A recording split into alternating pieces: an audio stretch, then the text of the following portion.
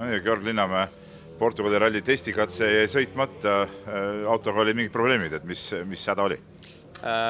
Lihtsalt sinna testikatsele sõites meil õlisurve kadus ära ja siis pidime seal seisma jääma, aga tundub, et sai korda, et saame vähemalt rallit alustada.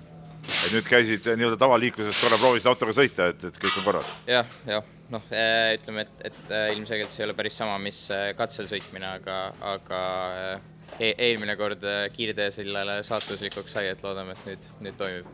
Aga saite jälile, mis see viga oli siis, et kas see oli mingi tõsisem mure või mis seal selle õlisurve ei, tundub, et saime jälile, et kui praegu toimis, et siis oli priski väike probleem lihtsalt. Jah, kahju, et testikatse ei sõitmata selle pärast. No kui suur probleem see sinu jaoks on, et testikatset ei saanud sõita, ei saanud võib-olla mingit head rütmi või tunnet sisse enne rallit? Eks me näeme, selles mõttes ma ei proovi ennast, ma ei lase ennast sellel väga häirida, et selles mõttes on, mis ta on, aga jah, põhimõtteliselt ega see katse on eelmistest aastatest tuttav ja midagi väga nagu drastilist ei ole, et meil võib olla see nii-öelda pareedese katse osa kontrollimata jäi, aga see on okei.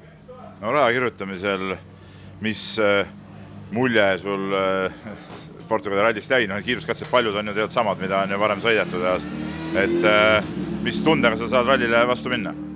Ma arvan, et me oleme üpriski positiivselt meelestatud, et konkurents on väga tihe see aasta, aga ma usun, et kui kõik toimib, siis oleme võimelised head esitust tegema.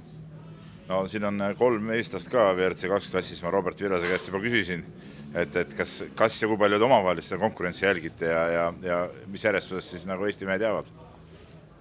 No ma loodan, et mina ikka kõige eespool, aga ei, selles mõttes